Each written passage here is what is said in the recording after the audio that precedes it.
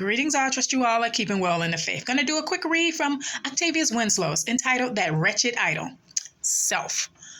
Let's see, it says, of all the sins common to our fallen nature, God, Yah, has the most signally stressed that sin of idolatry or false worship. Man is by nature an idolater. His sinful mind, being alienated from Yah, seeks some object of worship other than the true and living Yahweh. The believer is not entirely exempt from this sin. Hence, we have these exhortations from the apostle addressed to the early Christians. And in these last days, he addressed to us. 1 John 5:21, little children, keep yourselves from idols. 1 Corinthians 10:14, my dearly beloved, flee from idolatry.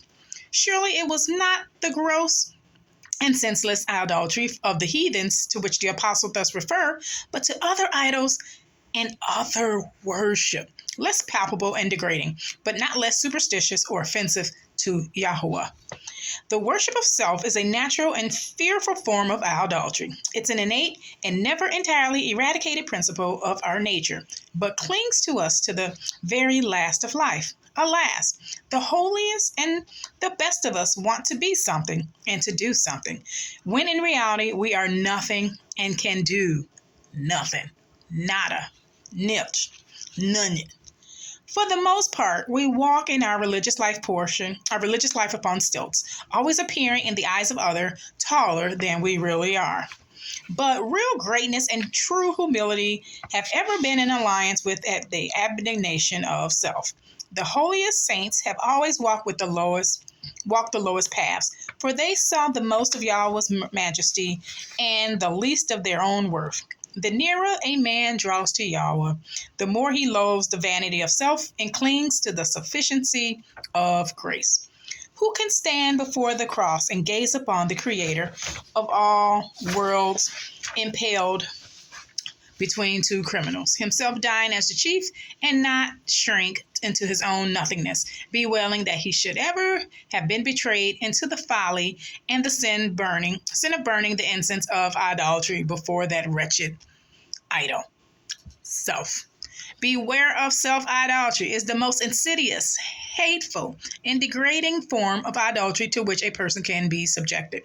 We have, the next one. I'm running to the next one. I'm finna read, We Have Fallen on Velvety Days. This is by Charles Spurgeon. Trying to squeeze 2 in today by Charles Spurgeon. He starts off with 2 Timothy 3:12. All those who want to live a godly life in Yeshua Mashiach will be persecuted. Amen. Be prepared for persecution, those who are truly following. A little persecution would be a grand thing for the church. We have fallen on very velvety days when zeal for Yahweh is rare and decision for truth is scarcely to be met with. The church has compromised with the world and went to sleep with Satan rocking her cradle. Many profess to be a Christian, a believer, a follower of Yahuwah HaMashiach, who are really nothing better than a baptized worldling. Amen. In the same way, many a man claims to be a minister of Christ who is really a hireling and does little for the feeding and caring of the sheep. Church CEOs, hint, hint. The winnowing fan of persecution, if it purged the threshing floor of the church, would bestow great benefits upon her. He ends with Matthew 5:11. Blessed are you when people insult you, persecute you, and falsely say all kinds of evil against you because of me. Rejoice and be glad, because great is your reward in heaven. For in the same way they persecuted the prophets who were before you. Okay, you guys, continue to grind in the faith, be encouraged in the faith, study and understand your faith. A lot of folks that run around here really don't understand. They don't understand their beliefs. They think they're supposed to just do good, go to church on Sunday and believe, and that's it. No, it's so much to learn and know about the God you serve. It's in the book, y'all. Start with Genesis and just start reading right now. Amen.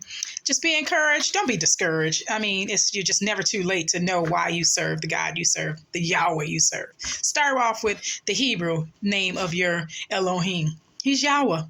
Yahweh. Start with that. And then look at his commands and his feasts. And, why the merging and the secretism that exists between these religions. We got a lot of things wrong in today's church, and it's time to unlearn and start following this Bible. All right? So be prepared.